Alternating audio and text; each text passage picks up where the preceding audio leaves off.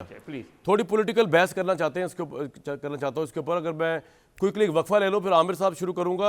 ये परसेप्शन भी वैसे तो कोर्ट के लिए और पाकिस्तान की पॉलिटिक्स के लिए बड़ा बुरा है कि अगर इमरानदार जजेस हैं तो शरीफ जजेस, ये परसेप्शन भी बहुत बुरा है।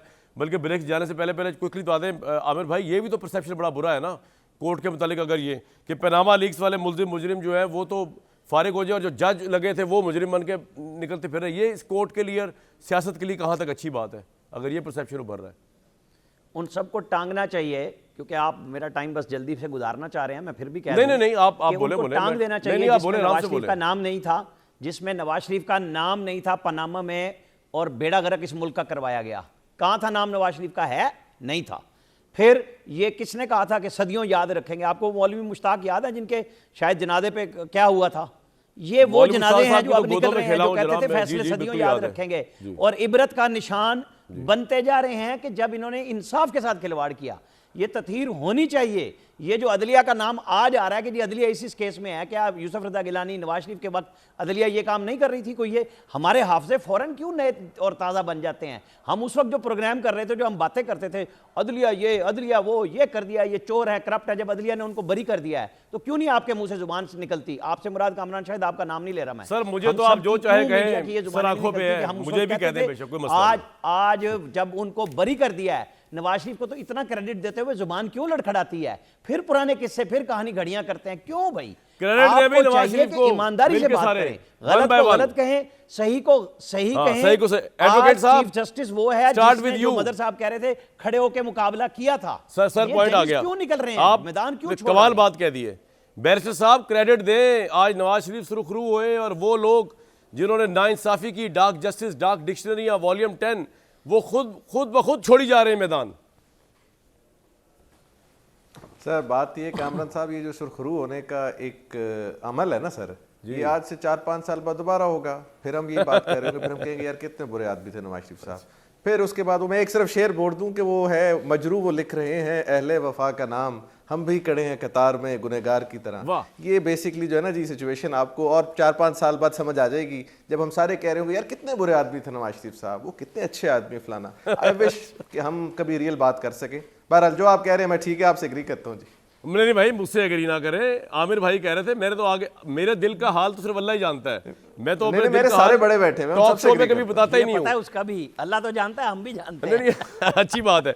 भट्टी साहब शुरू हो गए आज बड़ी सी बात आमिर भाई ने ना इंटेलेक्चुअल डिस्कोर्स, 2 लाइनें बड़ी पसंद आई। एक तो उन्होंने कहा तथहीर का अमल शुरू हो गया, वाह, कुरानिक लफ्ज है ये तथहीर, आए तथहीर भी है इसके ऊपर। और दूसरी जो बात है ना कि सुरखरू हो गए नवाज शरीफ, और वो लोग जिन्होंने उनको डार्क जस्टिस के तहत उनके साल ज़ाया किए, जला वतन किया, जेलों में डाला, वो आज खुद इस्तीफा दे के जा रही। तो इंसाफ है, आपको नजर क्यों नहीं आ रहा भट्टी? और लेंस उतार के चेक करो, गुस्सा चढ़ रहा है मुझे आप पे। मैं अगर तो यानी आमिर भाई मेरे भाई हैं, उनकी राय का एहतराम, लेकिन जो तथहीर का अमल है ना, काश ये मुकम्मल हो जाए। तथहीर का अमल 3 जजेस तक नहीं है, उसके बाद भी है। और उसके मैं तो चाहता हूँ वो मुकम्मल हो, ताकि मुकम्मल सुप्रीम कोर्ट को एक मरतबा वो अगर तथहीर डिटोल से धो के तो एक मरतबा सारे से, ताकि फिर से सुप्रीम कोर्ट वो आए जिस पे सारे मुत्तफिक हों। दूसरी बात ये है, सुप्रीम कोर्ट से किसने कहा था कि आप हमारी तहकीकात करें? सुप्रीम कोर्ट से कामरान भाई किसने कहा था कि आप तहकीकात करें? नवाज शरीफ साहब ने किसने कहा था हमें कि हमें मेरे पास सड़क पे क्यों हो? किसने कहा था कामरान भाई कि मैं क्या, मेरे बच्चों पर भी इल्जाम आया मैं घर चला जाऊंगा? ये आसिफ सईद खोसा ने कहा था। आसिफ सईद खोसा ने कौमी असम्बली में तकरीर की थी, जनाब स्पीकर ये हैं वो जराए। कोई आया इल्जाम? और असल में नवाज शरीफ साहब, शहबाज शरीफ साहब, जरदारी साहब ये सुरखरू नहीं हुए, ये मुद्दई पीछे हट गया है। केस जिनका था वो पीछे हट गए। नैब, FIA, हुकूमत पाकिस्तान तो बरी होते जा रहे हैं, हो जाए, कोई इशू नहीं है। लेकिन पनामा लीक्स ना इजाजुल अहसन लाए थे, ना खोसा लाए थे, ना जनाब स्पीकर इजाजुल एहसन ने लिख के दी थी, ना खोसा साहब ने लिख के दी थी, ना कतरी खाते इजाजुल एहसन लाए थे, ना खोसा साहब लाए थे, ना कैलबरी भट्टी साहब इजाजुल अपनी एहसन डिफीट लाए थे, ना एक्सेप्ट कर खोसा लें। साहब आज लाए नवाज थे, शरीफ ना इनोसेंट ट्रस्टी है, इजाजुल वो एहसन जज लाए जिन्होंने थे, ना फैसले खोसा के साहब खिलाफ लाए किए, थे। वो छोड़ छोड़ गला के रह गई जाएगा। हैं, वो पेशियों गला पर नहीं रही झूठ ना इजाजुल अदालत एहसन ने रही बोले थे, ना उन्होंने बोले थे। हाँ, ना गला रही है ना अदालत रही हैं। हाँ, ये ठीक कह रहे, ये मेरा भाई ठीक कह रहा है, ये मेरा भाई ठीक कह रहा है। हुण वो नहीं रहनियां और रहनियां ये भी नहीं, ये भी ज़हन नहीं रखना, ये भी नहीं रहनियां। एक वक्त और रहना ततीर सदा का अल्लाह अमल ताला आगे ने है, बढ़ेगा। उदी खुदाई ने रहना ततीर है, बाकी जिंदाबाद, तो गप्पा रहनियां ने। ततीर जिंदाबाद मेरी जान, ततीर को काबू में रखना। ततीर बढ़ती जा रही है, इस ततीर को अब रोकना मुश्किल हो जाएगा। ततीर होना जिंदाबाद चाहिए, पाकिस्तान हर एक की जिंदाबाद, होनी चाहिए ततीर ततीर। जिंदाबाद।